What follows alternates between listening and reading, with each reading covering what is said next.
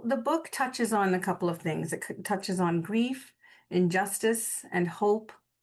How do you envision it being used in spaces where people are navigating tension? Or do you see it being a conduit? Like, I'm thinking about some community meetings where there may be differences of opinion that have surfaced and maybe some tension. And so, do you see it like being a tool in that where, trying to rebuild connection potentially, to forge a level of solidarity across political, religious, and maybe even ideological divides? And I know that's a big ask right there, but anything that comes up for you with a question like that.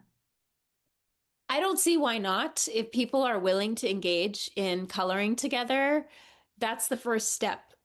I feel like if they say yes to that, no one can force anybody to color, obviously, but it's speaking to something so perhaps young and again, root in us that when we say yes to, there's so much that could be possible. I cannot even conceive what could be possible when we say yes to that young, playful, wondrous parts of ourselves and to be willing to do that together.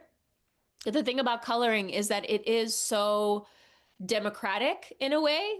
We don't need to be trained to do it. We don't even need to color in between the lines. Like that's not something that's the requirement at all. Everybody can color if we have an opposable thumb and some coloring supplies. We have the privilege of coloring, and even if not, we can find a way.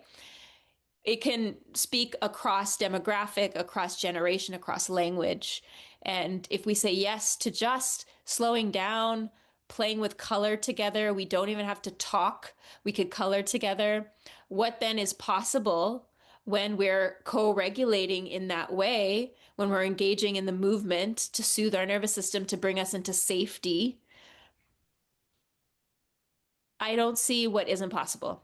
And I can't say what then happens, but that is fertile ground for creativity, for connection, for trust, for openness, for an ability to listen more deeply, to see differently, and to be seen and listened to differently.